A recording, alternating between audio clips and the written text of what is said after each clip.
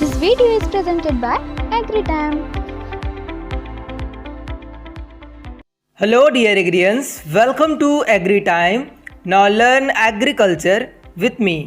Friends, जैसा कि आपने थंबनेल में देखा कि हाउ टू बिकम RAEO ग्रामीण कृषि विस्तार अधिकारी कैसे बन सकते हैं हम। आज हम बात करेंगे कि व्हाट इज़ RAEO, ग्रामीण कृषि विस्तार अधिकारी क्या होता है, ठीक है। क्वालिफिकेशंस, एलिजिबिलिटी क्राइटेरिया, सैलरी क्या होती है, सिलेबस क्या होता है, एज लिमिट क्या होती है, वर्क क्या करना पड़ता है RAEO को, और एग्ज़ाम पैटर्न क्या होता है, एग्ज़ाम मोड कैसा होता है, एम्प्लॉयमेंट्स क्या क्या हो सकते हैं। तो जितनी भी जानकारी है RAEO या फिर इसी को AEO बोलते हैं, एग्रीकल्चर एक्सटेंशन ऑफिसर, तो फुल इंफॉर्मेशन यहाँ पे हम जानने वाले हैं। तो वीडियो पे बने रहें, अंत तक देखें, आप पूरी तरीके से समझ जाओगे कि how to become RAEO।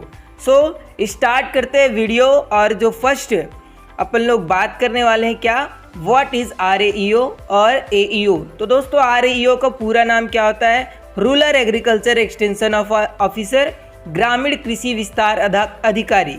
AEO जो है इसका मतलब भी यही होता है। यह परीक्षा व्यापम और common under state public service commission करवाती है। अगर हम CG की बात करें या फिर MP की बात करें तो यहाँ पे जो व्यापम है वो कंडक्ट कराती है।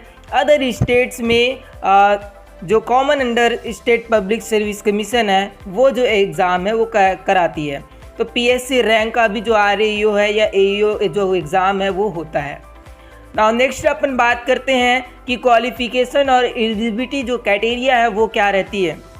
तो कैंडिडेट को लगभग बैचलर डिग्री ऑफ साइंस, ठीक है ना, लगभग नहीं पूरा ही, तो bachelor of science degree in agriculture, ठीक है, एग्रीकल्चर में उसको डिग्री लेना होगा, ठीक है ना, तभी वो इस एग्ज़ाम के लिए एलिजिबल रहेगा, ठीक है। और कहीं कहीं स्टेट में देखा जाता है कि एग्रीकल्चर के जो इंजीनियरिंग वाले छात्र हैं तो वो भी एलिजिबल रहते हैं इस एग्ज़ाम के लिए, ठीक है। चलिए आगे बढ़ते हैं और अब अपन बात करते हैं कि आपका वर्क क्या करना पड़ता है RAEO को या फिर AEO को। तो देखिए, agriculture extension officer are intermediary between research and farmers. क्या करता है भाई RAEO, तो जितने भी फार्मर्स होंगे, ठीक है, उनके लिए वो सर्च भी करता है, ठीक है ना, और साथ ही साथ they operate us facilitators and communicators helping farmers in work for rural development.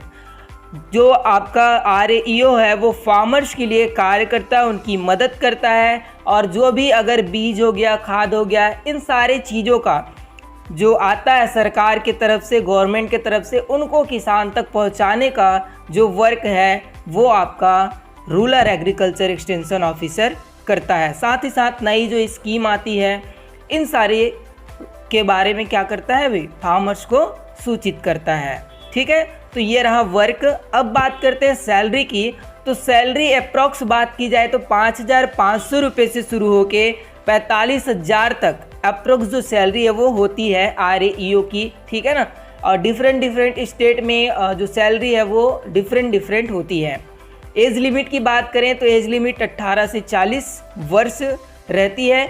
ये भी जो आपका एज लिमिट है ये भी डिफरेंट जो स्टेट है वहाँ अलग अलग होती है। अगर छत्तीसगढ़ की बात किया जाए तो छत्तीसगढ़ में 18 से 40 साल, आंध्र प्रदेश में बात किया जाए तो आपका कितना जी, 18 से लगभग 43 से 45 साल, ठीक है। चलिए नाउ नेक्स्ट है कि सिलेबस क्या होना चाहिए RAEO का, या सिलेबस क्या रहता है। तो देखिए जनरली सी बात है, एग्रीकल्चर का एग्ज़ाम है तो agronomy, water management, agriculture metrology and crop physiology, entomology and pathology, soil science, genetics and plant breeding, extension education and agriculture extension, horticulture, biotechnology, agriculture engineering, ये सारे जो टॉपिक्स हैं, जो सब्जेक्ट्स हैं, इनसे क्या है क्वेश्चन जो है वो पूछे जाते हैं AEO के एग्ज़ाम्स में, ओके।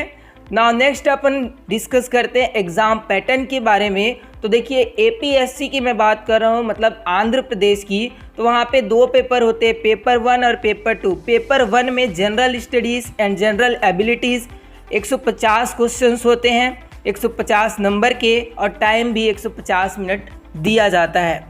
पेपर 2 की अपन बात करें तो जनरल एग्रीकल्चर ही रहता है इसमें, और जैसा कि इसमें भी आपका 150 क्वेश्चन रहेंगे और 150 मार्क भी रहेंगे और 150 मिनट इसमें भी दिया जाता है। डिफरेंट जो स्टेट होते हैं वहाँ पे जो एग्ज़ाम पैटर्न है वो अलग अलग होता है। और अगर एग्ज़ाम मोड की बात करें तो ऑनलाइन और ऑफलाइन दोनों ही होते हैं। अगर छत्तीसगढ़ की बात किया जाए तो छत्तीसगढ़ में एग्ज़ाम जो है वो ऑफलाइन लिखित परीक्षा में लिया जाता है। अगर बात करें MP की तो वहाँ पे भी ऑफलाइन ही एग्ज़ाम होता है। हाल ही में MP में RAEO का वैकेंसी आया हुआ था।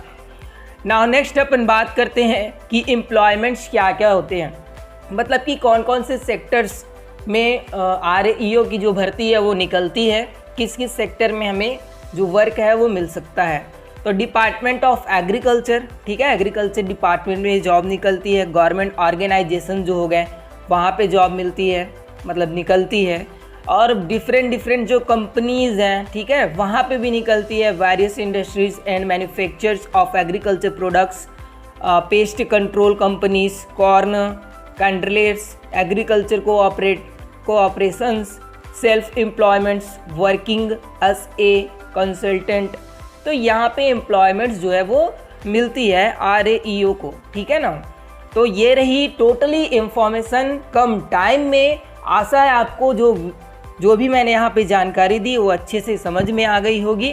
तो सभी एग्रियंस को थैंक्स फॉर वॉचिंग। वीडियो पसंद आई तो लाइक करें, शेयर करें अपने दोस्तों के साथ। चैनल पर नए हैं तो चैनल को सब्सक्राइब करके बेल बटन में ऑल जरूर प्रेस कर लीजिएगा।